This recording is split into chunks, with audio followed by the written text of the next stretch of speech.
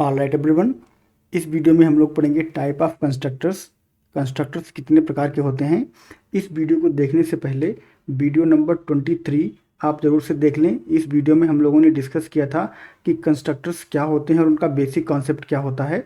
तो ये वीडियो देखने के बाद में अगर आप टाइप ऑफ कंस्ट्रक्टर वाला वीडियो जो है वो देखेंगे तो आपको ये वीडियो बहुत अच्छे से समझ में आएगा। तो इस करंट वीडियो को कंटिन्यू करने से पहले आप जो है वो वीडियो नंबर 23 ज़रूर से देख लें।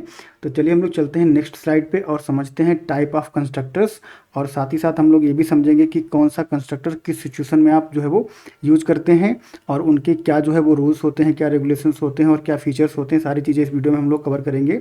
तो इस वीडियो को देखने के बाद कंस्ट्रक्टर्स के डिफरेंट टाइप आप अच्छे से समझ पाओगे और उनको आप अच्छे से यूज कर पाओगे। तो चलिए चलते हैं नेक्स्ट स्लाइड पे और यहाँ पे समझते हैं कि कितने टाइप के कंस्ट्रक्टर्स सी शार्प में हमें मिलते हैं। तो उनको हम लोग जो है वो एक एक करके डिस्कस करेंगे। तो सबसे पहले हमारे पास होता है डिफ़ॉल्ट कंस्ट्रक्टर। डिफ़ॉल्ट कंस्ट्रक्टर का मतलब ये होता है कि एक ऐसा कंस्ट्रक्टर जो बाय डिफ़ॉल्ट जो है कंपाइलर हमको प्रोवाइड करवाता है। और ये जो डिफ़ॉल्ट कंस्ट्रक्टर होता है ये पैरामीटर लेस होता है, यानी कि इसमें कोई भी पैरामीटर जो है वो नहीं होता है। तो जो डिफ़ॉल्ट कंस्ट्रक्टर है वो आपका पैरामीटर लेस होता है, ये बात आपको जो है वो ध्यान में रखनी है। दूसरा होता है आपका पैरामीटराइज कंस्ट्रक्टर, यानी कि ऐसा कंस्ट्रक्टर जिसमें आप जो है वो पैरामीटर पास कर सकते हो। तीसरा आपका होता है कॉपी कंस्ट्रक्टर, ऐसा कंस्ट्रक्टर जिसमें आप जो है वो दूसरे कंस्ट्रक्टर का यूज करके आप ऑब्जेक्ट को जो है वो कॉपी कर सकते हो, तो उसको हम लोग बोलते हैं कॉपी कंस्ट्रक्टर। फिर आपका होता है स्टैटिक कंस्ट्रक्टर। स्टैटिक कंस्ट्रक्टर आपके स्टैटिक मेंबर जो होते हैं, स्टैटिक डेटा मेंबर, उनको इनिशियलाइज करने के लिए यूज होता है, तो उसको हम लोग बोलते हैं स्टैटिक कंस्ट्रक्टर। और फिर आपका होता है प्राइवेट कंस्ट्रक्टर। प्राइवेट आपका जो है वो एक मॉडिफायर है, एक्सेस मॉडिफायर है। और जब आपका कंस्ट्रक्टर प्राइवेट हो जाता है इसका मतलब है कि ये कंस्ट्रक्टर जो है वो आपका with in the same class he call किया जा सकता है, उस सेम क्लास के बाहर उसको कॉल नहीं कर सकते। यानी कि जिस क्लास का कंस्ट्रक्टर प्राइवेट होता है उसका ऑब्जेक्ट उस क्लास के अंदर ही बन सकता है, उसके बाहर नहीं बन सकता। तो यहाँ पर मेनली हमारे पास है default, parameterized, copy constructor, static constructor और प्राइवेट कंस्ट्रक्टर। अब एक एक करके इनको हम लोग जो है वो डिटेल में समझेंगे। पहले इनका कॉन्सेप्ट हम लोग जो है वो समझेंगे, इनकी थ्योरी समझेंगे, और फिर विजुअल स्टूडियो पे चल के हम लोग एक एक करके इनको जो है इम्प्लीमेंट करेंगे और इनके जो फीचर्स हैं उनको हम लोग जो है वो प्रैक्टिकली देखेंगे। तो यहाँ पे हम लोग समझ लेते हैं डिफ़ॉल्ट कंस्ट्रक्टर। तो जो डिफ़ॉल्ट कंस्ट्रक्टर होता है इसको आप हमेशा याद रखिए कि ये पैरामीटर लेस होता है, ठीक है।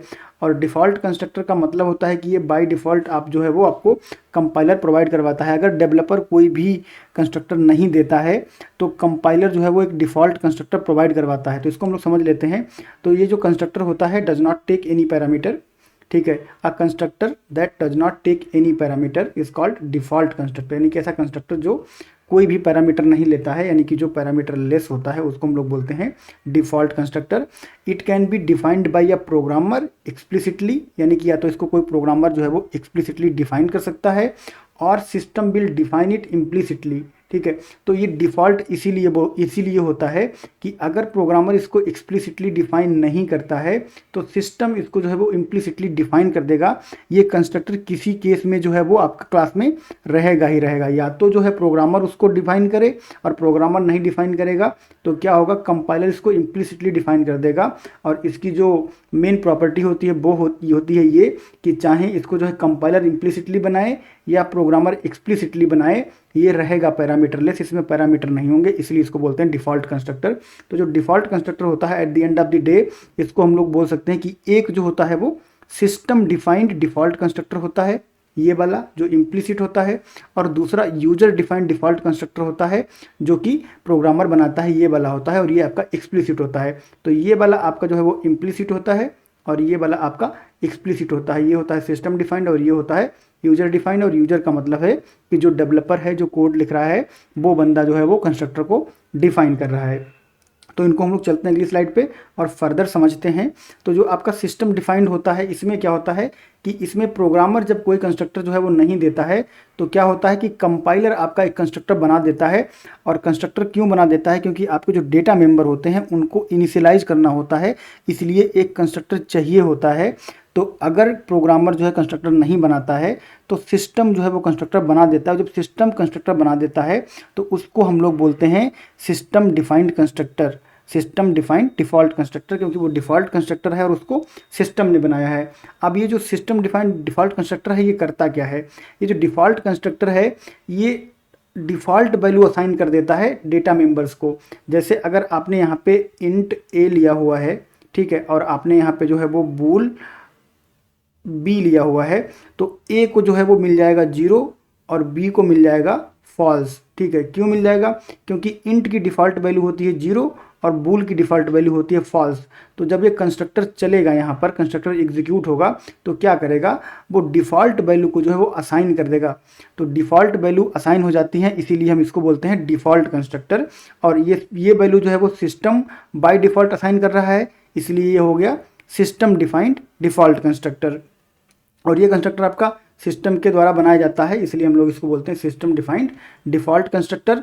मेन थिंग इसमें यह है कि जो भी आपका टाइप होता है, जिस टाइप का आपका वेरिएबल होता है, उसकी डिफ़ॉल्ट वैल्यू वेरिएबल को जो है वो असाइन कर देता है। कौन कर देता है? System defined default constructor. और ये जो है आपके टाइप की जो है वो डिफ़ॉल्ट वैल्यू है। ये बात आपको ध्यान रखनी है कि जो सिस्टम डिफाइंड डिफ़ॉल्ट कंस्ट्रक्टर है वो जो वैल्यू असाइन करता है वो आपके टाइप की डिफ़ॉल्ट वैल्यू होती है, यानी कि इंटीजर टाइप हो गया, बूलियन टाइप हो गया। अगर आपका यहाँ पर स्ट्रिंग होता और आपका यहाँ पे नेम होता तो इसको डिफ़ॉल्ट वैल्यू क्या मिलती? इसको डिफ़ॉल्ट वैल्यू मिलती नल, क्योंकि स्ट्रिंग टाइप की डिफ़ॉल्ट वैल्यू क्या होती है? नल होती है। तो ये सिस्टम डिफाइंड डिफ़ॉल्ट कंस्ट्रक्टर की प्रॉपर्टी है कि वो डिफ़ॉल्ट टाइप की वैल्यू जो है वेरिएबल को असाइन कर देता है। जिस टाइप का आपका वेरिएबल होता है उस टाइप की डिफ़ॉल्ट वैल्यू इसको मिल जाती है। अब हम लोग चलते हैं और आगे बात करते हैं यूजर डिफाइंड डिफ़ॉल्ट कंस्ट्रक्टर क्या करता है। ये भी जो है वो डिफ़ॉल्ट कंस्ट्रक्टर है, लेकिन इसको यूजर बनाता है। तो क्या होता है कि कुछ सिचुएशन ऐसी होती हैं जब आप यहाँ पर एक कोई क्लास बनाओ, ठीक है, क्लास EMP, और आपके पास यहाँ पे कोई वेरिएबल है। फॉर एग्जांपल आपके पास यहाँ पे इंट ए है और आप चाहते हो कि ए को 0 ना मिल के 10 मिल जाए यहाँ पे, ठीक है। और फिर आपका यहाँ पे जो है वो बूल बी है, ठीक है, बूल बी, और इसको जो है आप चाहते हो कि वैल्यू ट्रू मिल जाए। तो क्या करोगे? आप कंस्ट्रक्टर बना के यहाँ पर ए को 10 वैल्यू दे दोगे और बी को ट्रू वैल्यू दे दोगे। तो ये जो वैल्यू है ये डिफ़ॉल्ट वैल्यू इसको यहाँ पर असाइन हो जाएगी। और ये वैल्यू डिफ़ॉल्ट कौन कह रहा है? ये कह रहा है प्रोग्रामर, कि इस प्रोग्रामर ने कहा कि इंट की डिफ़ॉल्ट वैल्यू जो है वो 0 है, लेकिन हमको 0 असाइन नहीं करनी है, हमको 10 असाइन करनी है। तो क्या किया प्रोग्रामर ने? यहाँ पर जो है वो 10 लिख दिया। और ये जो कंस्ट्रक्टर जब कॉल होगा, जब इसका ऑब्जेक्ट बनेगा, जब आप यहाँ पे करोगे EMP E = न्यू EMP, ठीक है, और जब आप यहाँ पर जब ये कंस्ट्रक्टर कॉल होगा तो जब आप E.A करोगे और यहाँ पर आप जब CW डालोगे तो यहाँ पे क्या प्रिंट होगा? तब यहाँ पे 10 प्रिंट हो जाएगा, क्योंकि ऑब्जेक्ट क्रिएशन के टाइम ए को जो डिफ़ॉल्ट वैल्यू मिली वो 0 ना होके 10 थी, क्योंकि 10 जो है वो प्रोग्रामर ने असाइन करी है। तो डिफरेंस क्या है? अगर आप चाहते हो कि टाइप की डिफ़ॉल्ट वैल्यू जो है वो आपके वेरिएबल को मिल जाए, उस केस में आप कंस्ट्रक्टर नहीं बनाते हो, आप छोड़ देते हो कंपाइलर के ऊपर। कंपाइलर कंस्ट्रक्टर बनाता है और उसको टाइप की डिफ़ॉल्ट वैल्यू दे देता है।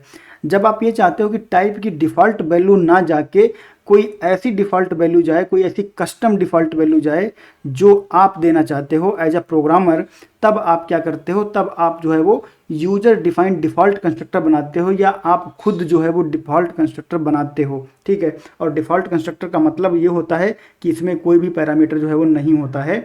और डिफ़ॉल्ट कंस्ट्रक्टर का सिग्नेचर जो है वो आपका सिस्टम डिफाइंड के केस में भी सेम रहता है और यूजर डिफाइंड के केस में भी सेम रहता है। और जब यूजर जो है डिफाइन कर देता है कंस्ट्रक्टर को, तो फिर कंपाइलर जो है वो कंस्ट्रक्टर नहीं बनाता है, क्योंकि वो ऑलरेडी एक यूजर ने यहाँ पर बनाया हुआ होता है। और यहाँ पर CW का मतलब है console.writeLine, तो ये आपका कंसोल पे प्रिंट हो जाएगा। ऐसे ही जब आप यहाँ पे CW करोगे बी के लिए, तो आपका यहाँ पे अब फॉल्स नहीं प्रिंट होगा, अब आपका यहाँ पे ट्रू प्रिंट होगा। क्यों? क्योंकि प्रोग्रामर ने कहा कि इसको आप जो है वो ट्रू वैल्यू दे दो at the time of object creation. तो जब ऑब्जेक्ट क्रिएट होगा तब जो है आपका बी को ट्रू वैल्यू असाइन हो जाएगी, जहाँ जहाँ आप इसको एक्सेस करोगे वहाँ वहाँ उसको ट्रू मिलेगा। तो जब आप कोई कस्टम डिफ़ॉल्ट वैल्यू देना चाहते हो तब आप जो है वो यूजर डिफाइंड जो आपका कंस्ट्रक्टर है उसका आप यूज करते हो। और मोस्ट ऑफ द केसेस में आप जो है वो यूजर डिफाइंड जो आपका कंस्ट्रक्टर होता है उसका ही यूज करते हो, क्योंकि आप डिफ़ॉल्ट वैल्यू के साथ बहुत रेयरली जाते हो। आप जब लॉजिक बनाते हो तो आप जो है डिफ़ॉल्ट वैल्यू तो बहुत रेयर केस में ही यूज होती हैं, आप जो हमेशा कस्टम वैल्यू देना चाहते हो, क्योंकि आपकी रिक्वायरमेंट हमेशा कस्टम होती है। इसलिए मैक्सिमम टाइम पे जो है वो आप यूजर डिफाइंड जो आपके कंस्ट्रक्टर होते हैं वही यूज करते हो, चाहे आपके डिफ़ॉल्ट हो या पैरामीटराइज्ड हो या कोई और हो। ठीक है, तो अब हम लोग चलते हैं नेक्स्ट स्लाइड पे और हम लोग समझते हैं कि अगला कंस्ट्रक्टर हमारे पास कौन सा है। अगला कंस्ट्रक्टर हमारे पास है पैरामीटराइज्ड कंस्ट्रक्टर। तो हम लोग इसकी बात कर लेते हैं कि पैरामीटराइज्ड कंस्ट्रक्टर जो है वो क्या होता है। तो पैरामीटराइज्ड कंस्ट्रक्टर जो है वो एक नॉर्मल कंस्ट्रक्टर ही होता है, बट उसमें क्या होता है, उसमें आपके पैरामीटर जो हैं वो आ जाते हैं। कैसे आ जाते हैं, जैसे हम लोग यहाँ पे एक लेते हैं क्लास, और हमने यहाँ पे लिया क्लास EMP। ठीक है, ये हमारी हो गई क्लास। अब क्लास में जब हम कंस्ट्रक्टर बनाएंगे तो आपका यहाँ पे रहेगा पब्लिक, और फिर आपका रहेगा EMP, और ये आपका बन जाएगा यहाँ पर कंस्ट्रक्टर। ठीक है, अब जब आपका कंस्ट्रक्टर में जो पैरेंथेसिस हैं, यहाँ पर जब कोई भी पैरामीटर नहीं होता है तब वो डिफ़ॉल्ट होता है। अब आप यहाँ पे क्या करोगे, कुछ पैरामीटर पास कर दोगे। फॉर एग्जांपल आपने यहाँ पे लिख दिया int A, int B और int C। ठीक है, तो आप यहाँ पे 3 पैरामीटर जो है वो पास कर रहे हो। आप 1 पास करो, 2 पास करो, 3 पास करो, आपकी मर्जी है, आपकी रिक्वायरमेंट है। बट एज लॉन्ग एज आप यहाँ पे जो है पैरामीटर पास करते हो तो फिर वो डिफ़ॉल्ट कंस्ट्रक्टर ना होके वो पैरामीटराइज कंस्ट्रक्टर बन जाता है। और पैरामीटराइज कंस्ट्रक्टर हमेशा प्रोग्रामर ही बनाता है, ऐसा कोई कॉन्सेप्ट नहीं है कि पैरामीटराइज कंस्ट्रक्टर जो है वो कंपाइलर आपको बना के देगा, ऐसा नहीं होता है। पैरामीटराइज कंस्ट्रक्टर हमेशा जो है वो बनाता है प्रोग्रामर, और ये जो है हमेशा एक्सप्लिसिटली बनता है, कभी भी इम्प्लिसिटली नहीं बनता है। इम्प्लिसिटली क्यों नहीं बनता है, क्योंकि आपका जो कंपाइलर है वो इसको बनाता ही नहीं है, यूजर को ही बनाना पड़ता है। तो डिफरेंस ये है कि आपका जो डिफ़ॉल्ट कंस्ट्रक्टर होता है उसमें यहाँ पर कोई भी पैरामीटर जो है वो नहीं होगा, और जो पैरामीटराइज कंस्ट्रक्टर होगा उसमें आपके यहाँ पे पैरामीटर होंगे, और इन पैरामीटर्स को हम लोग यहाँ पे with in the scope of this particular constructor हम लोग इसको यूज करेंगे। जो भी हमें लॉजिक लगाना होगा हम यहाँ पर जो है उसको लगा सकते हैं, और क्या लॉजिक लगाते हैं इसको हम लोग विजुअल स्टूडियो पे देखेंगे PPT फिनिश करने के बाद। तो अब हम लोग चलते हैं यहाँ पे देखते हैं कॉपी कंस्ट्रक्टर।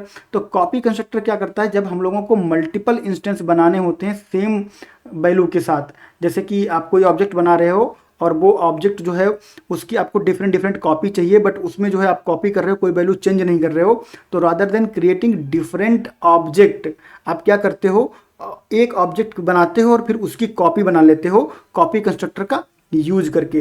तो कॉपी कंस्ट्रक्टर क्या करता है, जो आपका ऑब्जेक्ट ऑलरेडी बना होता है उसी को जो है कॉपी करके आपको जो है वो दे देता है। इससे आपको अलग इंस्टेंस जो है वो नहीं बनाने पड़ते हैं। तो ये जो है कैसे बनता है और कैसे हम लोग जो है इसको यूज करते हैं, इसको हम लोग जो है वो PPT पे समझेंगे। तो कॉपी कंस्ट्रक्टर जो है वो क्या करता है, आपकी जो क्लास होती है उसको एज अ पैरामीटर लेता है। ठीक है, तो अगर आप यहाँ पे कंस्ट्रक्टर बनाओगे, जैसे मैं यहाँ पे लिखूँ क्लास EMP, ठीक है, ये हमारी क्लास हो गई। और उसके बाद में अगर हम यहाँ पे बनाएं पब्लिक, और फिर हम लोग यहाँ पे बनाएं EMP, ठीक है, और उसके बाद में हम यहाँ पे EMP और E जो है वो पास करेंगे एज अ पैरामीटर। तो यहाँ पर हम लोगों ने क्लास को एज अ पैरामीटर पास कर दिया। ये क्लास EMP हो सकती है, ये क्लास आपकी प्रोडक्ट हो सकती है, ये क्लास आपकी जो है वो कोई और क्लास हो सकती है, बट आप क्लास ही यहाँ पर एज अ पैरामीटर जो है वो पास कर देते हो, और फिर इसकी हेल्प से आप जो है वो आपका जो कंस्ट्रक्टर होता है उसको कॉपी करते हो। तो कैसे करते हैं प्रैक्टिकली हम लोग जिसको PPT पे देखेंगे, बट बेसिक कॉन्सेप्ट इज कि जो मल्टीपल इंस्टेंस हम बनाते हैं सेम वैल्यू के साथ सेम ऑब्जेक्ट के लिए, तब हम क्या कर सकते हैं, कॉपी कंस्ट्रक्टर का यूज कर सकते हैं, और उसका यूज करके हम लोग जो है वो उस ऑब्जेक्ट की, उस इंस्टेंस की जो है वो कॉपी क्रिएट कर सकते हैं। हम लोग बात कर लेते हैं स्टैटिक कंस्ट्रक्टर की। स्टैटिक कंस्ट्रक्टर थोड़ा सा जो है वो डिफरेंट कॉन्सेप्ट है, थोड़ा सा एडवांस कॉन्सेप्ट है और इंपॉर्टेंट कॉन्सेप्ट है। तो यहाँ पे आपको थोड़ा सा ज़्यादा टेक्स्ट लिखा हुआ दिख रहा है, बट उसको हम लोग समझ लेते हैं और फिर इसको हम लोग इम्प्लीमेंट करेंगे। तो जो स्टैटिक आपका कंस्ट्रक्टर होता है वो भी एक सेम कंस्ट्रक्टर ही होता है, बट क्या होता है कि इसमें हम लोग स्टैटिक मॉडिफायर लगा देते हैं। तो जैसे अगर आपकी कोई क्लास यहाँ पर हो EMP, यही क्लास लेके हम लोग चल रहे हैं, और यहाँ पे हम लोग लिख दें स्टैटिक और फिर लिख दें EMP और ये मेथड बना दें, तो ये हमारा हो जाता है स्टैटिक कंस्ट्रक्टर। अब स्टैटिक कंस्ट्रक्टर जो है वो कोई भी मॉडिफायर नहीं लेता है, एक्सेस मॉडिफायर जो है वो नहीं लेता है। जैसे हमारा जो नॉर्मल नॉन स्टैटिक कंस्ट्रक्टर होता है, इसमें हम लोग यहाँ पर जो है पब्लिक लिखे थे कि हमारा पब्लिक और EMP। तो जो आपका स्टैटिक कंस्ट्रक्टर होता है इसमें यहाँ पर कोई भी एक्सेस मॉडिफायर नहीं होता, सिर्फ स्टैटिक कीवर्ड आप लिखते हो यहाँ पर, और फिर आप यहाँ पे क्लास नेम, पैरेंथेसिस और मेथड सिग्नेचर यहाँ पे बना देते हो। तो जो स्टैटिक कंस्ट्रक्टर होता है वो आपका जो है वो कोई भी एक्सेस मॉडिफायर नहीं लेता है। ये चीज़ आपको ध्यान में रखनी है। Can not use any access modifier like public, private, protected, ऐसे कोई भी जो है एक्सेस मॉडिफायर आप नहीं यूज कर सकते। उसके बाद में क्या होता है कि स्टैटिक कंस्ट्रक्टर आपका कब यूज होता है, जैसे आपकी क्लास में कोई भी एक स्टैटिक डेटा मेंबर है तो उसको वैल्यू असाइन करने के लिए आपका स्टैटिक कंस्ट्रक्टर जो है वो सिस्टम उसको क्रिएट करता है और सिस्टम जो है वो आपके स्टैटिक मेंबर को स्टैटिक कंस्ट्रक्टर के थ्रू जो है वो इनिशियलाइज करवाता है। और इसको आप जो है वो एक्सप्लिसिटली डिफाइन भी कर सकते हो। आपको ध्यान रखना है कि आप इसको एक्सप्लिसिटली डिफाइन कर सकते हो, लेकिन आप इसको एक्सप्लिसिटली कभी कॉल नहीं कर सकते। कॉल का मतलब क्या हुआ, जैसे हम लोगों ने यहाँ पे बनाया था ये EMP E equal to new EMP, तो ये हमारा नॉन स्टैटिक कंस्ट्रक्टर है, इसको हम लोग यहाँ पर कॉल करवा पा रहे हैं एज अ मेथड यहाँ पर हम लोगों ने न्यू कीवर्ड के साथ। बट कभी भी आप स्टैटिक कंस्ट्रक्टर को इस तरह से कॉल नहीं करवा सकते। स्टैटिक कंस्ट्रक्टर को हमेशा कंपाइलर ही कॉल करवा सकता है। आप वहाँ पे लॉजिक लिख सकते हो बट उसको आप कॉल नहीं करवा सकते। ये चीज़ आपको जो है वो ध्यान में रखनी पड़ेगी। कंपाइलर जो है वो आपको डिफ़ॉल्ट पैरामीटर के साथ में आपका जो है वो, या फिर जो आपका डिफ़ॉल्ट कंस्ट्रक्टर होता है नॉन स्टैटिक फील्ड के लिए, उसको आपका जो कंपाइलर है वो क्रिएट कर देता है अगर आपने कोई भी जो है वो नॉन स्टैटिक कंस्ट्रक्टर नहीं बनाया है। तो स्टैटिक कंस्ट्रक्टर होने के साथ साथ अगर आपके क्लास में जो है नॉन स्टैटिक फील्ड भी हैं, या फिर आपकी क्लास जो है वो नॉन स्टैटिक है, तो स्टैटिक कंस्ट्रक्टर के साथ साथ में आपका नॉन स्टैटिक कंस्ट्रक्टर भी बनता है। अगर आप बनाते हो तो ठीक है, नहीं बनाते हो तो आपको जो है वो सिस्टम या कंपाइलर जो है वो नॉन स्टैटिक कंस्ट्रक्टर बना के देता है। तो स्टैटिक कंस्ट्रक्टर से आप कभी ये मत समझना कि आपने स्टैटिक कंस्ट्रक्टर बना दिया तो आपका नॉन स्टैटिक कंस्ट्रक्टर जो है वो काम नहीं करेगा या नहीं आएगा। वो आएगा, लेकिन वो सिर्फ नॉन स्टैटिक क्लासेस में आएगा। अगर आपकी क्लास ही स्टैटिक है तब फिर आपका नॉन स्टैटिक कंस्ट्रक्टर जो है वो पिक्चर में नहीं आएगा। अगर आपकी क्लास नॉन स्टैटिक है तो उसमें आपके स्टैटिक और नॉन स्टैटिक दोनों कंस्ट्रक्टर हो सकते हैं। अगर आपकी क्लास स्टैटिक है तो उसमें फिर नॉन स्टैटिक कंस्ट्रक्टर नहीं हो सकता, उसमें सब कुछ जो है वो स्टैटिक ही रहेगा। तो अब इसके कुछ पॉइंट हम लोग जो है वो समझ लेते हैं जो कि इंपॉर्टेंट पॉइंट हैं। तो अगर किसी क्लास में कोई भी स्टैटिक डेटा मेंबर होता है तो क्या होता है कि इम्प्लिसिटली एक स्टैटिक कंस्ट्रक्टर बन जाता है अगर आप नहीं बनाते हो तो। और ये तभी पिक्चर में आता है जब स्टैटिक मेंबर्स होते हैं। अगर स्टैटिक मेंबर नहीं होते हैं तो आपका स्टैटिक मेंबर जो है वो पिक्चर में नहीं आता है। नॉन स्टैटिक कंस्ट्रक्टर आपका जो है वो इम्प्लिसिटली बनता ही बनता है हर क्लास के लिए अगर हम उसको डिफाइन नहीं करते हैं। और हर क्लास का मतलब है non static class. Static constructor जो है वो रिस्पॉन्सिबल होते हैं स्टैटिक डेटा मेंबर को इनिशियलाइज करने के लिए, स्टैटिक वेरिएबल्स को इनिशियलाइज करने के लिए। जैसा हम लोगों ने डिस्कस किया था, स्टैटिक कंस्ट्रक्टर को आप जो है एक्सप्लिसिटली कॉल नहीं कर सकते, ये हमेशा इम्प्लिसिटली कॉल होते हैं, यानी कि इनको हमेशा कंपाइलर जो है वो कॉल करता है, हम इनको कॉल नहीं कर सकते। ठीक है। अब ये जो स्टैटिक कंस्ट्रक्टर होते हैं ये आपके जो है वो सबसे पहले कॉल होते हैं, यानी कि जो नॉन स्टैटिक कंस्ट्रक्टर होते हैं उनसे पहले भी आपके स्टैटिक कंस्ट्रक्टर कॉल होते हैं, यानी कि ऑब्जेक्ट बनने से पहले आपका स्टैटिक कंस्ट्रक्टर जो है वो कॉल हो जाता है। यहाँ पे जैसे हम लोग जो नॉन स्टैटिक को कॉल करवा रहे हैं तो जब ये कॉल होगा इससे पहले ही आपका स्टैटिक वाला जो है वो कॉल हो जाएगा। तो स्टैटिक कंस्ट्रक्टर जो है वो नॉन स्टैटिक कंस्ट्रक्टर से पहले कॉल हो जाता है। ठीक है। अब ये जो है it can only be one static constructor in a class. ठीक है, there can only be one static constructor in a class. Non static constructor हमारे जो हैं वो कई सारे हो सकते हैं। डिफ़ॉल्ट हो सकता है, फिर पैरामीटराइज हो सकता है, और पैरामीटराइज में आप जो है वो डिफरेंट पैरामीटर के कॉम्बिनेशन बना के डिफरेंट नॉन स्टैटिक कंस्ट्रक्टर बना सकते हो। तो कई सारे जो है वो नॉन स्टैटिक कंस्ट्रक्टर एक क्लास में हो सकते हैं, लेकिन स्टैटिक कंस्ट्रक्टर सिर्फ और सिर्फ एक ही होता है एक क्लास में।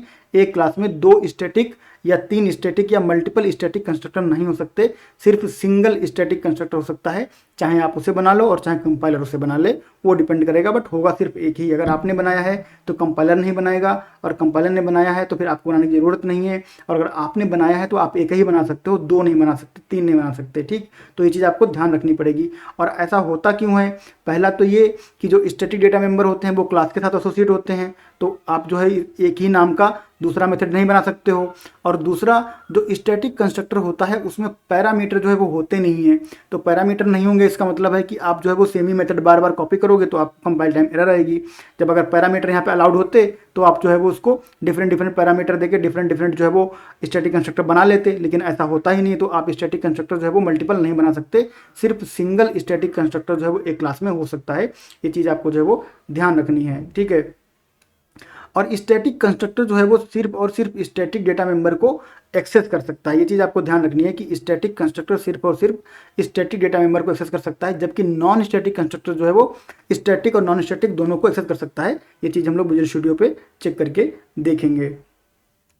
यहाँ पर कोई भी एक्सेस स्पेसिफायर नहीं होना चाहिए। हम लोग डिस्कस कर चुके हैं कि यहाँ पर पब्लिक प्राइवेट प्रोटेक्टर कुछ भी नहीं होता है। तो स्टैटिक कंस्ट्रक्टर में आपका जो है वो कोई भी एक्सेस स्पेसिफायर जो है वो यूज नहीं होता है। ठीक है। और जब हम किसी क्लास का ऑब्जेक्ट क्रिएट नहीं करना चाहते हैं तो हम क्या करते हैं, उसको स्टैटिक कंस्ट्रक्टर हम लोग दे सकते हैं, यानी कि ऐसी क्लास जिसमें सारे डेटा मेंबर जो है वो स्टैटिक हैं या प्राइवेट हैं, तो हम लोग वहाँ पर जो है वो स्टैटिक कंस्ट्रक्टर बना सकते हैं। और जिस क्लास का जो स्टैटिक क्लास होती है उसका ऑब्जेक्ट नहीं बनता है, उसका रीज़न यही है कि स्टैटिक कंस्ट्रक्टर होता है उसका, और स्टैटिक कंस्ट्रक्टर को हम लोग कॉल करा ही नहीं सकते, तो उसका ऑब्जेक्ट नहीं बनता है। तो स्टैटिक क्लास का ऑब्जेक्ट क्यों नहीं बनता है, क्योंकि उसका कंपाइलर होता है, उसका कंस्ट्रक्टर होता है स्टैटिक, और स्टैटिक कंस्ट्रक्टर को हम लोग मैनुअली कॉल नहीं करा सकते, इसलिए स्टैटिक जो क्लासेस होती हैं उनका ऑब्जेक्ट नहीं बनता है। ठीक है, ये ऑटोमेटिकली कॉल होता है और ये स्टैटिक मेंबर को इनिशियलाइज कर देता है। Static constructor will be invoked only once, और स्टैटिक कंस्ट्रक्टर जो है वो एक ही बार इन्वोक होता है, और जितने भी आपके स्टैटिक मेंबर होते हैं उनको जो है वो वैल्यू असाइन कर देता है। और कब इन्वोक होता है, ये होता है आपका time of loading of the class, जब आपकी क्लास मेमोरी में लोड होती है उस टाइम पे आपका स्टैटिक कंस्ट्रक्टर जो है वो इन्वोक होता है, और सारे जो आपके स्टैटिक डेटा मेंबर होते हैं उनको इनिशियलाइज कर देता है ये। प्राइवेट कंस्ट्रक्टर की हम लोग बात कर लेते हैं। तो जो प्राइवेट कंस्ट्रक्टर, जिस कंस्ट्रक्टर की एक्सेसिबिलिटी प्राइवेट होती है उसको हम लोग बोलते हैं प्राइवेट कंस्ट्रक्टर। ये बिल्कुल जो है वो नॉन स्टैटिक कंस्ट्रक्टर की तरह होता है, डिफ़ॉल्ट कंस्ट्रक्टर की तरह होता है, या पैरामीटराइज कंस्ट्रक्टर की तरह होता है। बस क्या होता है, इसमें जो एक्सेस मॉडिफायर होता है वो प्राइवेट होता है। तो ये आपका जो है वो डिफ़ॉल्ट भी हो सकता है और पैरामीटराइज्ड भी हो सकता है, स्टैटिक नहीं हो सकता, याद रखना, क्योंकि स्टैटिक में हम लोग जो है कोई भी पब्लिक प्राइवेट यूज नहीं कर सकते। तो ये आपका डिफ़ॉल्ट भी हो सकता है, पैरामीटराइज्ड भी हो सकता है और कॉपी कंस्ट्रक्टर भी हो सकता है, तीनों हो सकते हैं, बट स्टैटिक नहीं हो सकता।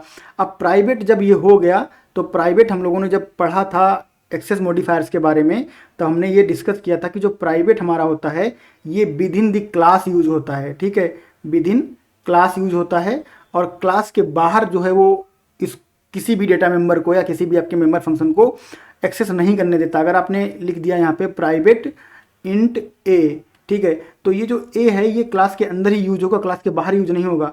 अगर आपने यहाँ पे लिख दिया प्राइवेट सम, और उसके बाद में आप जो है वो यहाँ पे लॉजिक लिख दो, तो ये सम है अब क्लास के अंदर ही कॉल होगा, क्लास के बाहर कहीं भी कॉल नहीं होगा, क्योंकि ये प्राइवेट है। प्राइवेट का मतलब with in the same class आप उसको यूज कर सकते हो, क्लास के बाहर आप उसको जो है वो यूज नहीं कर सकते हो। ठीक है, अ class contains private constructor can not create an object outside of the class. ठीक है, अब ये मत समझना कि इसका ऑब्जेक्ट नहीं बनता है, ऑब्जेक्ट बनता है बट क्लास के अंदर ही बनता है, क्लास के बाहर नहीं बनता। ये चीज़ आपको ध्यान रखनी है, नहीं आप कंफ्यूज हो जाओ कि प्राइवेट है तो इसका ऑब्जेक्ट ही नहीं बनेगा। ऑब्जेक्ट बनेगा लेकिन आउटसाइड ऑफ द क्लास नहीं बनेगा, इनसाइड द क्लास बनेगा। और जब सिंगलटन पैटर्न हम लोग इंप्लीमेंट करते हैं उस केस में हम कंस्ट्रक्टर को प्राइवेट ही रखते हैं, क्योंकि हम चाहते हैं कि आउटसाइड से कोई ऑब्जेक्ट बने ही ना, इनसाइड से ऑब्जेक्ट बना के जो है वो सर्व किया जाए। तो जब हम लोग पढ़ेंगे इस सिंगलटन पैटर्न, और जब हम लोग डिजाइन पैटर्न देखेंगे आने वाले टाइम में, तब हम लोग जो है इस बात को समझेंगे और डिटेल में। बट अभी यहाँ पे हम लोग समझ लेते हैं कि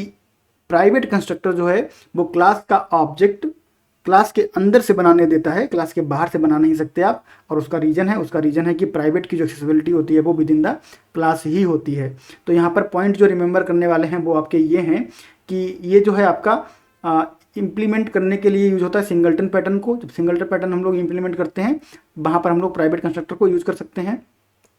प्राइवेट कंस्ट्रक्टर हम लोग तब यूज कर सकते हैं जब किसी क्लास में सिर्फ और सिर्फ स्टैटिक मेंबर हों। जब सिर्फ और सिर्फ स्टैटिक मेंबर होंगे तो हमारा जो नॉन स्टैटिक कंस्ट्रक्टर होगा उसकी हमें कोई ज़रूरत ही नहीं, तो आप इसको जो है प्राइवेट बना सकते हो। और जो स्टैटिक मेंबर होंगे वो आपके ऑब्जेक्ट के साथ एसोसिएट नहीं होते हैं, तो ऑब्जेक्ट बनाओ ना बनाओ फर्क नहीं पड़ता, क्योंकि वो क्लास के साथ ही एक्सेस हो जाएंगे।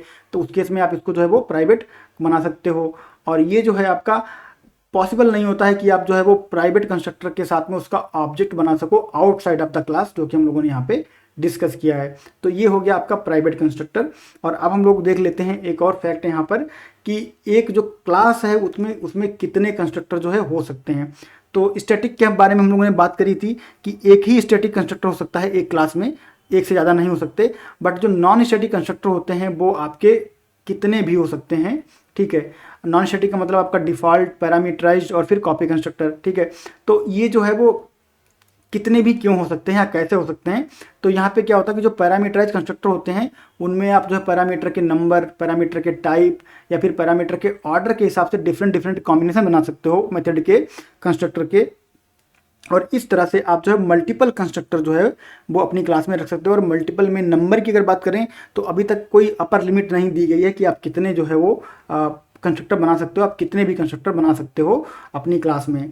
और यहाँ पर क्या है कि आप 0 आर्गूमेंट से लेके n नंबर ऑफ आर्गूमेंट तक के जो है अपने पैरामीटराइज कंस्ट्रक्टर बना सकते हो। तो जहाँ पे 0 आर्गूमेंट की बात होती है ये आपका डिफ़ॉल्ट कंस्ट्रक्टर होता है और ये आपका पैरामीटराइज कंस्ट्रक्टर होता है।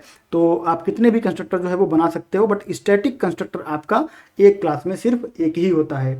तो ये थी हमारी थ्योरी कंस्ट्रक्टर के बारे में कि कितने टाइप के कंस्ट्रक्टर होते हैं और उनसे रिलेटेड क्या क्या पॉइंट होते हैं। तो वो थ्योरी हम लोगों ने यहाँ पर जो है वो समझ ली है बहुत अच्छे से। अब इसको हम लोग जो है वो इम्प्लीमेंट करेंगे और हम लोग जो है वो देख चलेंगे विजुअल स्टूडियो पे और उसको हम लोग जो है वो डिटेल में समझेंगे। तो यहाँ पर हम लोगों ने एक सिंपल क्लास बनाई है जो कि हमारी है एम्प्लॉय क्लास, और इस एम्प्लॉय क्लास में कुछ प्रॉपर्टीज़ यहाँ पर दी हुई हैं और ये इनमें से ये जो प्रॉपर्टी हैं ये आपकी जो है वो नॉन स्टैटिक प्रॉपर्टी हैं और ये आपकी जो है एक वो स्टैटिक प्रॉपर्टी है। तो अब हम लोग क्या करने वाले हैं, हम लोग जो यहाँ पर एक एक करके सारे कंस्ट्रक्टर जो समझने वाले हैं। और यहाँ पर हमारे पास ये जो है ये हमारा एक जो है कंसोल एप्लीकेशन मैंने बनाया हुआ है। यहाँ पर हमारे पास एक प्रोग्राम क्लास है, इस प्रोग्राम क्लास में सारा कुछ हम लोग जो है वो समझ रहे हैं क्योंकि हम लोग जो है वो प्रोग्रामिंग के कोर कॉन्सेप्ट समझने की कोशिश कर रहे हैं यहाँ पर। तो सबसे पहले हमारा है डिफ़ॉल्ट कंस्ट्रक्टर, तो उसको हम लोग यहाँ पर जो है वो लिख देते हैं। तो ये हमारा हो जाएगा डिफ़ॉल्ट कंस्ट्रक्टर, ठीक है। अब डिफ़ॉल्ट कंस्ट्रक्टर कौन बनाता है हम लोग डिस्कस कर चुके हैं कि कंपाइलर बनाता है। तो यहाँ पर इस क्लास में हम लोगों ने कोई भी कंस्ट्रक्टर नहीं बनाया है, बट जब हम लोग ऑब्जेक्ट बनाएंगे तो कैसे बनाएंगे, एम्प्लॉई जो कि हमारी क्लास का नाम है और उसके बाद में एक वेरिएबल बनाएंगे ऑब्जेक्ट के लिए, इसको हम नाम दे देते हैं EMP। और उसके बाद में हम लोग यहाँ पे करेंगे न्यू और उसके बाद में हम लोग कॉल करेंगे एम्प्लॉई कंस्ट्रक्टर को। तो ये जो मेथड है यहाँ पर जिसको हम कॉल कर रहे हैं ये मेथड है आपका कंस्ट्रक्टर, और ये कंस्ट्रक्टर का मेथड हम लोगों ने यहाँ पे कहीं नहीं बनाया है। ये कहाँ से आएगा, ये आएगा आपके कंपाइलर से। अब होने क्या वाला है कि कंपाइलर जो है यहाँ पर सबको डिफ़ॉल्ट वैल्यू जो है वो देने वाला है। तो डिफ़ॉल्ट वैल्यू कैसे देगा उसको हम लोग यहाँ पर जो है वो करके देखेंगे। तो सबसे पहले हम लोग लिख लेते हैं CW जो कि कंसोल डॉट राइट लाइन के लिए आपका जो है कोड स्निपेट है, और उसके बाद में हम करेंगे यहाँ पे emp.id, ठीक है, emp.id। और इस लाइन को हम लोग जो है डुप्लीकेट कर देंगे कंट्रोल D करके, और सेम चीज़ हम लोग जो है वो लाएंगे नेम के लिए। उसके बाद में हम यहाँ पे लाएंगे जेंडर और इसके बाद में हम लोग यहाँ पे लाएंगे इजेक्टिव, ठीक है। तो अब क्या होने वाला है यहाँ पर, ये जो वैल्यू हैं वो प्रिंट होने वाली हैं कंसोल पे। और क्या वैल्यू प्रिंट होने वाली हैं, डिफ़ॉल्ट वैल्यू प्रिंट होंगी। तो आपका इंटीजर है इसके लिए डिफ़ॉल्ट 0 होगा, स्ट्रिंग है तो डिफ़ॉल्ट नल होगा, जेंडर भी स्ट्रिंग है तो डिफ़ॉल्ट नल होगा, इजेक्टिव आपका बूलियन है तो डिफ़ॉल्ट फॉल्स होगा। और यहाँ पर ये आपका जो है वो कंपनी नेम आपका स्ट्रिंग है लेकिन ये स्टैटिक है। तो अगर हम लोग देखें यहाँ पे emp डॉट कंपनी नेम, तो कंपनी नेम हम लोगों को यहाँ पे नहीं दिखेगा। क्यों नहीं दिखेगा, क्योंकि जो स्टैटिक फील्ड होती हैं आपकी वो क्लास के साथ एसोसिएट होती हैं, वो आपकी ऑब्जेक्ट के साथ एसोसिएट नहीं होती हैं। जैसे अगर मैं यहाँ पे लिखूँ emp डॉट, मैं आपको emp डॉट करके दिखाता हूँ ताकि कॉन्सेप्ट आपका क्लियर रहे। तो यहाँ पे आपको इजेक्टिव मिल जाएगा, यहाँ पे आपको नेम मिल जाएगा, यहाँ पे आपको जेंडर मिल जाएगा, आपको जो जितनी भी आईडी फील्ड आपको मिल गई, ठीक है। तो जितनी भी नॉन स्टैटिक फील्ड हैं वो आपको मिल जाएंगी, बट स्टैटिक फील्ड आपको ऑब्जेक्ट के साथ नहीं मिलेगी क्योंकि स्टैटिक फील्ड आपकी जो है वो क्लास से एसोसिएटेड होती है। तो कैसे एक्सेस करेंगे, इसको एक्सेस करने के लिए आपको यहाँ पर एक CW जो है वो डालना पड़ेगा और फिर आपको लिखना पड़ेगा एम्प्लॉई जो कि आपकी क्लास का नाम है, ठीक है। आपको लिखना पड़ेगा यहाँ पे एम्प्लॉई और फिर आपको डॉट और फिर आप यहाँ पे लिखोगे कंपनी नेम, ठीक है। तो इस तरह से आप जो है वो एक्सेस कर पाओगे स्टैटिक फील्ड को और इस तरह से एक्सेस कर पाओगे नॉन स्टैटिक फील्ड को। यहाँ पे कॉन्सेप्ट आप समझ लीजिए कि जो आपकी नॉन स्टैटिक फील्ड होती हैं वो आपकी ऑब्जेक्ट के स्पेसिफिक होती हैं और जो स्टैटिक फील्ड होती हैं वो आपकी क्लास के स्पेसिफिक होती हैं, ठीक है। अब हम लोग जो है वो चलते हैं। तो यहाँ पे क्या होगा, ये आपका जो है वो नॉन स्टैटिक कंस्ट्रक्टर यहाँ पे कॉल होगा और यहाँ पर आपकी जो वैल्यू है वो नॉन स्टैटिक कंस्ट्रक्टर के थ्रू असाइन होंगी। इसके लिए आपका स्टैटिक कंस्ट्रक्टर कॉल होगा और दोनों ही जो है वो सिस्टम के द्वारा डिफाइन होके कॉल किए जा रहे हैं। इसको हम लोग जो है वो डिफाइन नहीं कर रहे हैं। तो इसको हम लोग रन करवा देते हैं और हम लोग देखते हैं कि हमें क्या वैल्यू जो है वो मिलती है। तो इसको मैंने कर दिया यहाँ पे कंट्रोल F5 और ये आपका हो गया रन विदाउट डिबग। और उसके बाद हम लोग यहाँ पर जो है रिजल्ट देखेंगे और उसको समझेंगे क्योंकि समझना बहुत ज़रूरी है आपको ये कॉन्सेप्ट। एक बार आप समझ जाएंगे तो आप इसको अच्छे से इम्प्लीमेंट कर पाएंगे। तो इसको हम लोग यहाँ पे ले आते हैं। अब आप देखिए इसको यहाँ पर सबसे पहले हमें मिला यहाँ पे 0, ठीक है। उसके बाद में नेम और जेंडर आपके जो हैं वो नल हैं, तो आपको यहाँ पे कुछ भी प्रिंट नहीं हुआ, ठीक है। उसके बाद में आपका इजेक्टिव बूलियन है तो डिफ़ॉल्ट वैल्यू फॉल्स प्रिंट हो गई। और फिर कंपनी नेम आपका यहाँ पे स्ट्रिंग है, अगेन नल जो है आपका यहाँ पे प्रिंट हो गया, यानी कि कुछ भी प्रिंट नहीं हुआ। नल के केस में आपका यहाँ पे कुछ भी प्रिंट नहीं हुआ। तो क्या है कि ये जो हुआ है वो हुआ है डिफ़ॉल्ट कंस्ट्रक्टर के थ्रू, ठीक है। डिफ़ॉल्ट कंस्ट्रक्टर के थ्रू आपका ये जो कार्यक्रम चला है ये डिफ़ॉल्ट कंस्ट्रक्टर के थ्रू हुआ है। हमेशा आप डिफ़ॉल्ट वैल्यू जो है वो नहीं चाहते हो, या मोस्ट ऑफ द केसेस में आप डिफ़ॉल्ट वैल्यू नहीं चाहते हो। आप क्या चाहते हो, कुछ कस्टम वैल्यू। तो कस्टम वैल्यू के लिए आप क्या कर सकते हो, आप खुद एक डिफ़ॉल्ट कंस्ट्रक्टर बना सकते हो। और खुद जब डिफ़ॉल्ट कंस्ट्रक्टर बनाते हो तो कैसे बनाते हो, CTOR करोगे अगर आप यहाँ पे और टैब करोगे तो आपको यहाँ पर जो है वो कंस्ट्रक्टर का कोड स्निपेट जनरेट हो जाएगा, जो कि है आपका पब्लिक। और उसके बाद में एक मेथड है एम्प्लॉय जो कि आपके क्लास नेम से मैच करता है। अब यहाँ पर आप क्या कर सकते हो, ये जो वैल्यूज़ हैं यहाँ पर आपकी जो फील्ड हैं उनको आप वैल्यू दे सकते हो, ठीक है। तो सबसे पहले हम लोग जो है बात कर लेते हैं यहाँ पे आईडी की। आईडी को वैल्यू दे देता हूँ मैं 100, ठीक है। उसके बाद में जो नेम है इसको मैं वैल्यू दे देता हूँ, मैं इसको अपना नाम डाल देता हूँ सत्यार्थ राव, ठीक है। और उसके बाद में यहाँ पे मैं दे देता हूँ जेंडर, तो जेंडर आप यहाँ पे जो है वो डाल सकते हैं। और उसके बाद में यहाँ पे इज एक्टिव की जो वैल्यू है वो मैंने डाल दी है, ठीक है। अब ये जो कंपनी नेम है आपका, ये आपकी स्टैटिक फील्ड है और हम लोगों ने डिस्कस किया था कि स्टैटिक फील्ड को हम लोग नॉन स्टैटिक कंस्ट्रक्टर में यूज कर सकते हैं, लेकिन स्टैटिक कंस्ट्रक्टर में नॉन स्टैटिक नहीं यूज कर सकते, ठीक है। फिर से रिपीट करता हूँ, नॉन स्टैटिक में स्टैटिक फील्ड को एक्सेस कर सकते हैं, लेकिन स्टैटिक कंस्ट्रक्टर में नॉन स्टैटिक को एक्सेस नहीं कर सकते हैं। तो यहाँ पे हम लोग अपने चैनल का नाम डाल देंगे, that is Satyarth programming hub, ठीक है। अब क्या होगा, जब आपका ये कंस्ट्रक्टर यहाँ पे कॉल होगा तो इन सारे जो आपकी यहाँ पे जितनी भी फील्ड हैं उनको डिफ़ॉल्ट वैल्यू असाइन हो जाएगी। कौन सी default value, custom default value. पहले क्या असाइन हुआ था, टाइप की डिफ़ॉल्ट वैल्यू, यानी इंट की 0, स्ट्रिंग की नल, स्ट्रिंग की नल, बूलियन की फॉल्स और स्ट्रिंग की नल। तो पहले टाइप की डिफ़ॉल्ट वैल्यू असाइन हुई थी, अब यहाँ पर कस्टम डिफ़ॉल्ट वैल्यू जो है वो असाइन हो जाएगी। तो इसको मैं यहाँ पे रन करवा देता हूँ कंट्रोल F5 के साथ, और फिर इसको हम लोग जो है वो चेक करेंगे। तो हम लोग देखेंगे कि किस तरह से यहाँ पर वैल्यू जो है वो असाइन होती है। तो वैल्यू आपकी यहाँ पर जो है वो प्रॉपरली असाइन हो चुकी है। अगर आप यहाँ पे आके देखो तो आपको आईडी, उसके बाद में नेम, उसके बाद में जेंडर और उसके बाद में इजेक्टिव और फिर आपका कंपनी नेम यहाँ पर आपको मिल रहा है, ठीक है। तो ये तो हो गई बात आपकी यहाँ पर डिफ़ॉल्ट कंस्ट्रक्टर जो कि आपके यूजर ने बनाया या डेवलपर ने बनाया। अब इसमें प्रॉब्लम क्या है, इसमें प्रॉब्लम ये है कि अगर मैं एक और ऑब्जेक्ट बनाऊँ, ठीक है, एक और ऑब्जेक्ट बना दूं मैं यहाँ पे, इसको मैं कॉपी कर लेता हूँ। अभी हम लोग जो है वो यूजर डिफाइंड डिफ़ॉल्ट कंस्ट्रक्टर की बात कर रहे हैं, ठीक है। और फिर मैं एक और ऑब्जेक्ट बना दूं, इसको मैं बना दूं EMP2 और इसको मैं बना दूं EMP3, ठीक है। और उसके बाद में इनको भी मुझे चेंज करना पड़ेगा, तो यहाँ पे हो जाएगा आपका 2, यहाँ पे भी 2, यहाँ पे भी 2, यहाँ पे भी 2 और यहाँ पे हो जाएगा 3, 3, 3 और 3, ठीक है। और यहाँ पर ये EMP हट गया इसका, तो P लिख देते हैं, ठीक। तो अब देखो क्या होने वाला है, हम 3 ऑब्जेक्ट बना रहे हैं और ये जो कंस्ट्रक्टर हम लोग यहाँ से कॉल करवा रहे हैं, ये कंस्ट्रक्टर आपका जो है वो यहाँ पर स्टैटिक डिफ़ॉल्ट वैल्यू लेके बैठा है। स्टैटिक का मतलब क्या है, स्टैटिक कीवर्ड की बात नहीं कर रहा हूँ, स्टैटिक का मतलब है कि आपकी फिक्स्ड वैल्यू, ठीक है, उसको फिक्स्ड बोल लेते हैं। तो ये जो आपका कंस्ट्रक्टर है वो फिक्स्ड वैल्यू यहाँ पे लेके बैठा हुआ है। तो आप चाहें जितने ऑब्जेक्ट क्रिएट कर लीजिए, वो वैल्यू जो है वो हर ऑब्जेक्ट के लिए फिक्स रहने वाली है। तो ये भी कोई बहुत अच्छी बात नहीं है। हम लोग क्या करते हैं, यहाँ पर एक CW डाल देते हैं for the sake of clarity. एक लाइन जो है वो बीच में ब्लैंक लाइन आपकी यहाँ पर आ जाएगी, ठीक है। तो इसको मैं एक बार रन करा देता हूँ, फिर इसको हम लोग डिस्कस करेंगे तो आपको बात समझ में आएगी कि क्यों डिफरेंट टाइप के जो कंस्ट्रक्टर हमें चाहिए होते हैं। अब यहाँ पे आप देखो 3 ऑब्जेक्ट बनाए और तीनों ऑब्जेक्ट की एग्जैक्टली सेम वैल्यू, क्या मतलब बना, ठीक, कोई मतलब नहीं बना। 3 ऑब्जेक्ट बनाओ, 10 ऑब्जेक्ट बनाओ, सारे ऑब्जेक्ट की सेम वैल्यू आएगी। क्यों सेम वैल्यू आएगी, क्योंकि जो कंस्ट्रक्टर है उसमें फिक्स्ड वैल्यू दी हुई है, ठीक। तो हो सकता है कि कभी कोई सिनेरियो आपका ऐसा हो जहां पर आप जो है वो हर ऑब्जेक्ट को फिक्स वैल्यू देना चाहते हो, उस केस में आप ये कॉन्सेप्ट यूज कर सकते हो। बट आपके पास कुछ ऐसा तरीका भी होना चाहिए कि ये वैल्यू हर बार फिक्स ना हो, कभी भी आप इस वैल्यू को अपनी मर्जी से चेंज भी कर पाओ। तो जब आप अपनी मर्जी से चेंज भी कर पाओ, उस केस में क्या होता है, उस केस में काम आता है पैरामीटराइज्ड कंस्ट्रक्टर। तो इसको कर लेते हैं कॉपी और इसको कर देते हैं पेस्ट, ठीक है। तो अब क्या होने वाला है, अब हम लोग बनाने वाले हैं पैरामीटराइज्ड कंस्ट्रक्टर। तो इसको हम नाम दे देते हैं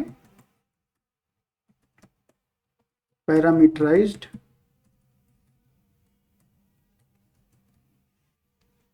अब पैरामीटराइज कंस्ट्रक्टर का मतलब क्या है, सेम कंस्ट्रक्टर होगा, बस यहाँ पे क्या होगा, पैरामीटर आ जाएंगे।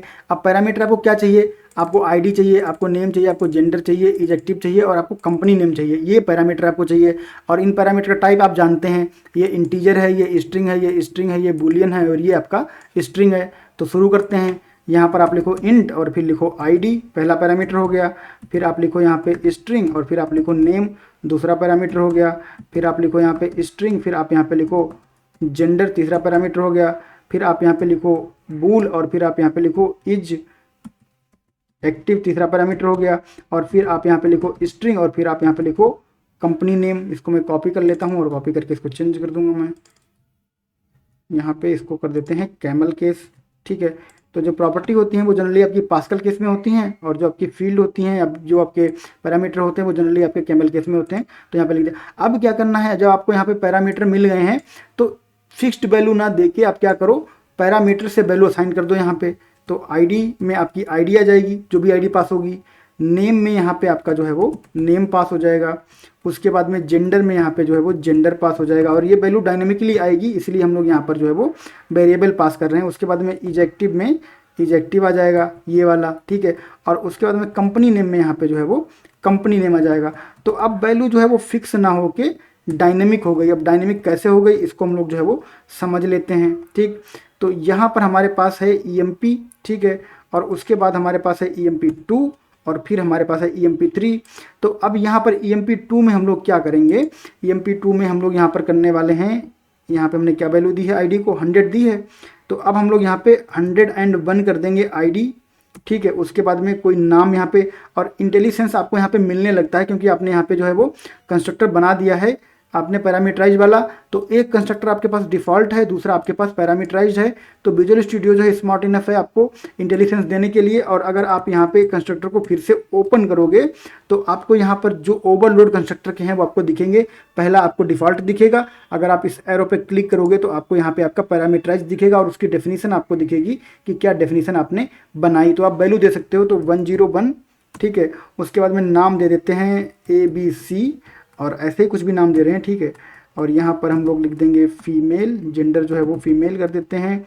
और उसके बाद में इजेक्टिव जो है वो ट्रू रखते हैं यहाँ पर। और उसके बाद में कंपनी नेम जो है उसको हम लोग कर देते हैं XYZ।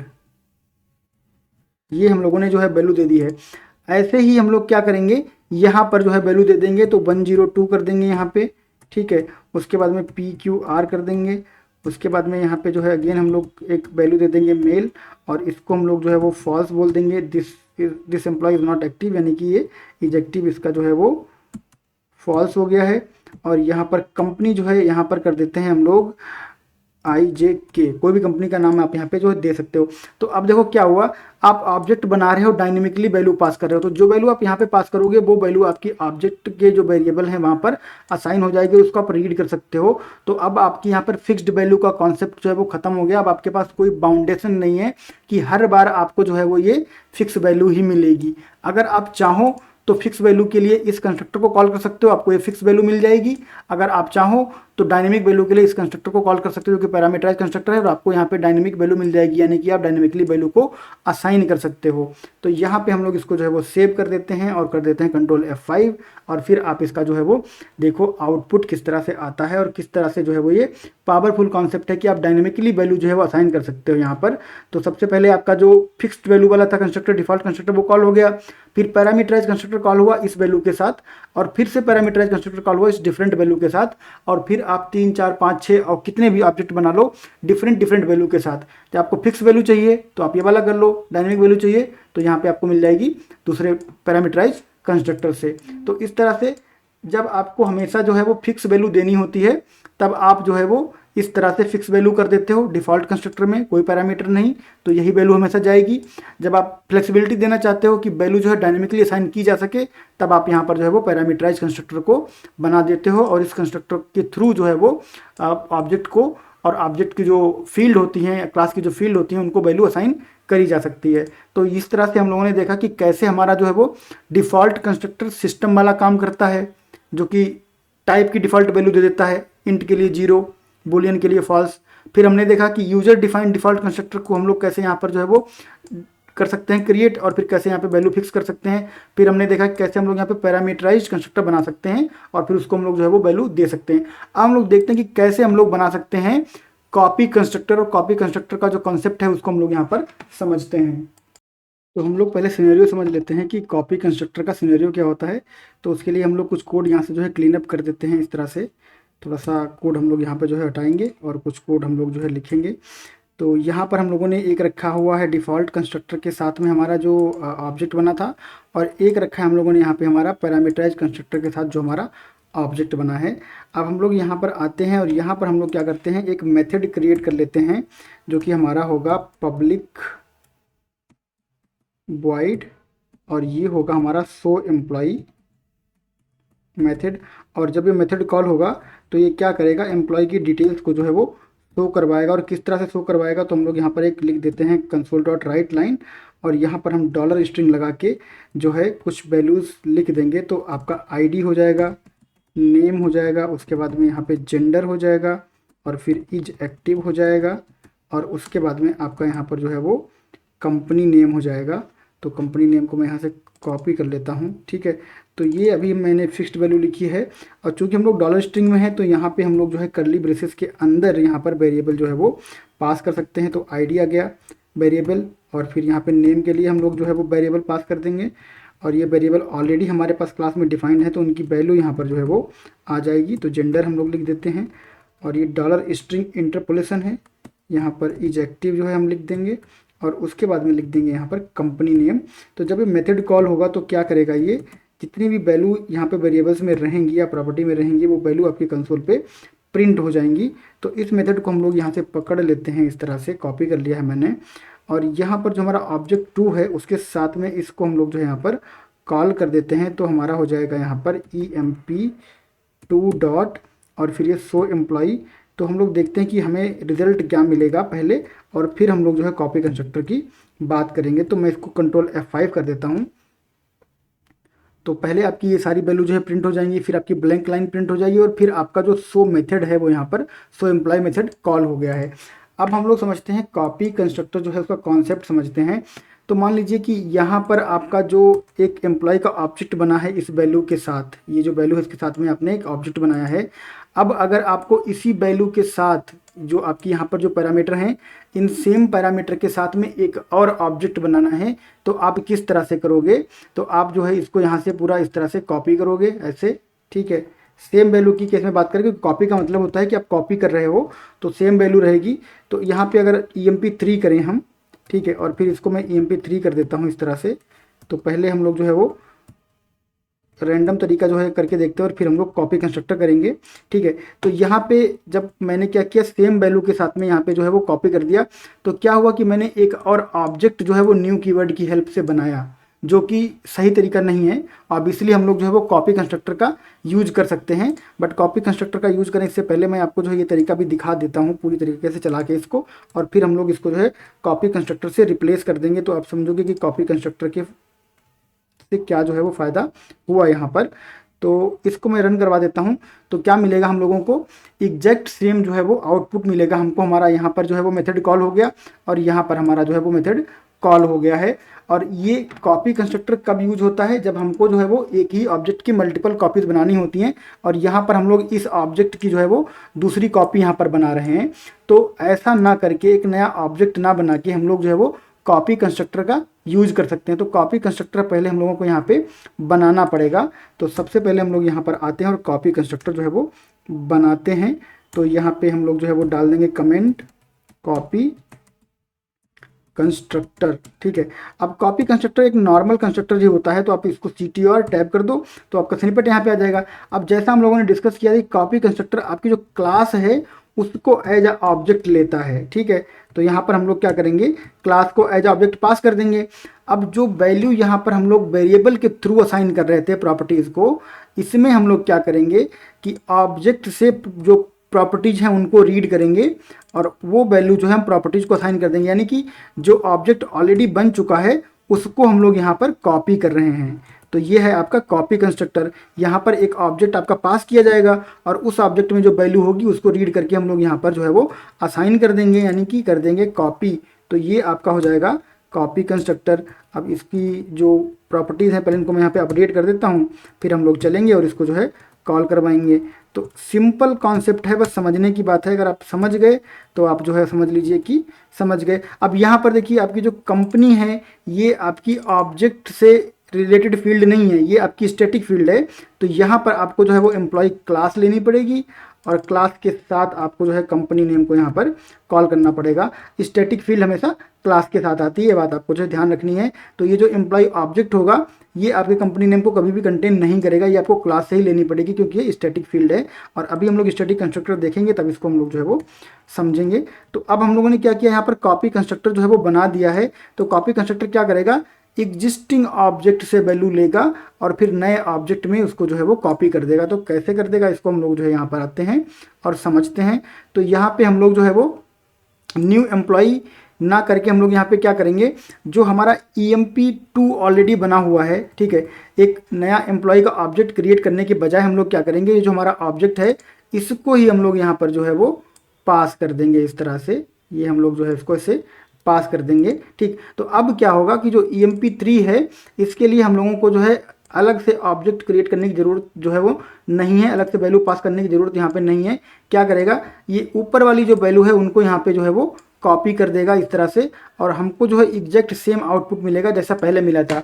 तो क्या किया हम लोगों ने, जो ऑलरेडी बना हुआ ऑब्जेक्ट है उस ऑब्जेक्ट की जो भी यहाँ पर वैल्यूज़ थी उसको हम लोग जो है कॉपी कंस्ट्रक्टर के थ्रू अपने नए ऑब्जेक्ट में कॉपी कर रहे हैं और नए ऑब्जेक्ट में कॉपी करने के बाद में उनको हम लोग यहाँ पे यूटिलाइज कर रहे हैं। तो इसके लिए हम लोगों को बार बार यहाँ पर जो है वो पैरामीटर पास करने की ज़रूरत नहीं है। ऑब्जेक्ट में सारी चीज़ें यहाँ पर रैप रहेंगी, उन सारी प्रॉपर्टीज़ को हम लोग यहाँ पर जो है वो एक्सेस कर पाएंगे। तो इसको हम लोग जो है चलाते हैं इस तरह से और यहाँ पे कर देते हैं इसको Ctrl F5 run without debug और उसके बाद हम लोग देखते हैं। तो रिजल्ट हमें एग्जैक्टली सेम मिलेगा क्योंकि हम लोगों ने कॉपी कंस्ट्रक्टर का जो है वो यूज किया हुआ है और हमें एग्जैक्टली सेम जो है यहाँ पर वैल्यू मिलेगी। तो अगर आपको किसी ऑब्जेक्ट के सेम वैल्यू के साथ में मल्टीपल जो कॉपीज़ बनानी है तो उसके लिए आप क्या कर सकते हो, कॉपी कंस्ट्रक्टर का यूज़ कर सकते हो। और कैसे करते हैं कॉपी कंस्ट्रक्टर का यूज, सबसे पहले आपको जो है वो कॉपी कंस्ट्रक्टर बनाना है जो कि आपका यहाँ पर बना है। कॉपी कंस्ट्रक्टर आपकी जो क्लास होती है उसको एज अ ऑब्जेक्ट जो है वो लेता है और फिर जो आपका ऑब्जेक्ट बना होता है वो जब आप इस पर्टिकुलर कंस्ट्रक्टर को यानी कि कॉपी कंस्ट्रक्टर कॉल करते हो तो वो ऑब्जेक्ट आप एज अ पैरामीटर यहाँ पे पास करते हो और उस ऑब्जेक्ट से वैल्यू रीड होकर यहाँ पे प्रॉपर्टीज पे असाइन हो जाती है और उन वैल्यूज़ को फिर आप जो है वो लेटर ऑन किसी लॉजिक में प्रिंट करवाने के लिए कहीं भी आप उनको जो है वो यूज कर सकते हो। तो ये आपका यहाँ पर है कॉपी कंस्ट्रक्टर का यूज, ठीक है। ये जो आपका यूज है वो है आपका कॉपी कंस्ट्रक्टर का यूज है आपका यहाँ पर। तो इसको मैं लिख देता हूँ कॉपी कंस्ट्रक्टर, ठीक है। तो ये आपका कॉपी कंस्ट्रक्टर हो गया है। तो इस तरह से आप जो है वो कॉपी कंस्ट्रक्टर का यूज कर सकते हो। अब हम लोग बात कर लेते हैं स्टैटिक कंस्ट्रक्टर की। तो अभी तक हम लोग क्या कर रहे थे, अभी तक हम इस फील्ड को जो है वो असाइन कर रहे थे नॉन स्टैटिक जो हमारा यहाँ पर कंस्ट्रक्टर है उसमें कर रहे थे। तो इसको यहाँ से हम लोग जो है वो हटा देते हैं या फिर इसको यहाँ पे रखते हैं और हम लोग यहाँ पर एक स्टैटिक कंस्ट्रक्टर बनाते हैं। तो दोनों चीज़ें हम लोग यहाँ पे जो है वो समझ लेंगे। तो यहाँ पे हम लोग जो बनाएंगे उसको हम लोगों को लिखना है स्टैटिक और फिर यहाँ पर जो रहेगा वो एम्प्लॉय और ये जो है बन गया हमारा स्टैटिक कंस्ट्रक्टर, ठीक है। अब यहाँ पर स्टैटिक कंस्ट्रक्टर में अगर हम आईडी एक्सेस करना चाहें फॉर एग्जांपल, ठीक है, तो आईडी हम एक्सेस नहीं कर सकते। क्यों? क्योंकि आईडी नॉन स्टैटिक है और हम लोग डिस्कस कर चुके हैं कि नॉन स्टैटिक जो फील्ड हैं उनको स्टैटिक कंस्ट्रक्टर में एक्सेस नहीं कर सकते, जबकि नॉन स्टैटिक कंस्ट्रक्टर में स्टैटिक फील्ड को एक्सेस कर सकते हैं, जो कि हम ऑलरेडी कर रहे हैं, यानी स्टैटिक कंस्ट्रक्टर में सिर्फ और सिर्फ आप स्टैटिक फील्ड को एक्सेस कर सकते हो। तो कंपनी नेम आप यहाँ पर जो है वो एक्सेस कर पाओगे, और कंपनी नेम को आप यहाँ पे जो है वो वैल्यू दे दो। तो क्या वैल्यू दे दोगे, आप यहाँ पे दे दो न्यू कंपनी, ठीक है, न्यू कंपनी हम लोगों ने यहाँ पे वैल्यू दे दी है। तो अब क्या हुआ है, इसको हम लोग जो है रन करवाएंगे और देखेंगे कि हमें किस तरह का बिहेवियर मिलता है। तो सबसे पहले हम लोगों ने यहाँ पर भी जो है वो वैल्यू को जो है वो असाइन किया हुआ है, और उसके बाद में हम लोगों ने यहाँ पर जो है वो जो वैल्यू पास करी थी वो वैल्यू है आएगी, और फिर जो वैल्यू आपके ऑब्जेक्ट में रहेगी वो आएगी, और फिर हम लोगों ने यहाँ पे स्टैटिक कंस्ट्रक्टर जो है बनाया हुआ है। तो इसको मैं कमेंट दे देता हूँ, स्टैटिक कंस्ट्रक्टर, ठीक है। तो इसका बिहेवियर हम देखेंगे कि स्टैटिक कंस्ट्रक्टर सबसे पहले कॉल होता है, ठीक है। तो उसके बाद में किस तरह से बिहेव करने वाला है और क्या चेंजेस हमें करने पड़ सकते हैं, उनको हम लोग जो है वो समझेंगे। तो पहले इसको हम लोग यहाँ पे जो है रन करा देते हैं और देखते हैं कि हमें कंपनी के जो कंपनी नेम है उसमें हमें क्या मिलता है, ठीक है। तो यहाँ पर हम लोगों को कंपनी नेम जो है वो क्या मिला है, XYZ मिला है, और उसके बाद में यहाँ पर भी हमें XYZ मिला है, और यहाँ पर हम लोगों ने कंपनी नेम को जो है प्रिंट नहीं कराया है। तो एक बार हम लोग कंपनी नेम को जो है यहाँ पर प्रिंट करा लेते हैं। ऑलराइट, तो हम लोग आते हैं और यहाँ पर आते हैं, ये यहाँ पे हम लोग जो है वो एक लाइन डुप्लीकेट कर लेंगे, Ctrl+D, और यहाँ पर आपका हो जाएगा employee.company_name, ठीक है। और उसके बाद में आपको यहाँ पर भी जो है इसको हम कॉल करा देते हैं, ताकि आपको ये समझ में आए कि स्टैटिक कंस्ट्रक्टर में असाइन होने के बाद भी जो है ये स्टैटिक फील्ड किस तरह से बिहेव कर रही है, जबकि हम इसको जो है वो स्टैटिक कंस्ट्रक्टर में असाइन कर रहे हैं, और उसके बाद हम लोग इसको जो है नॉन स्टैटिक में भी असाइन कर रहे हैं।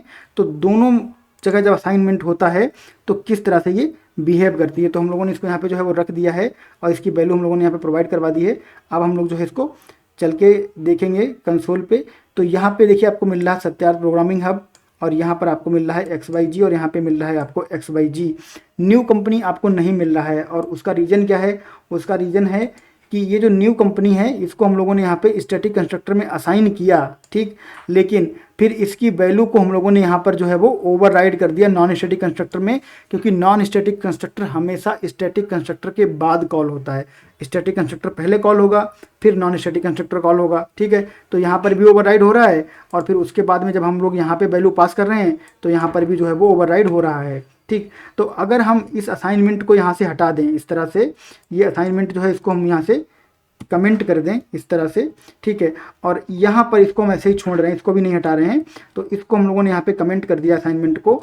अब हम लोग इसको रन करवाएंगे, तब हम लोग देखेंगे कि हमें किस तरह से जो है वो वैल्यू मिलती है स्टैटिक फील्ड की।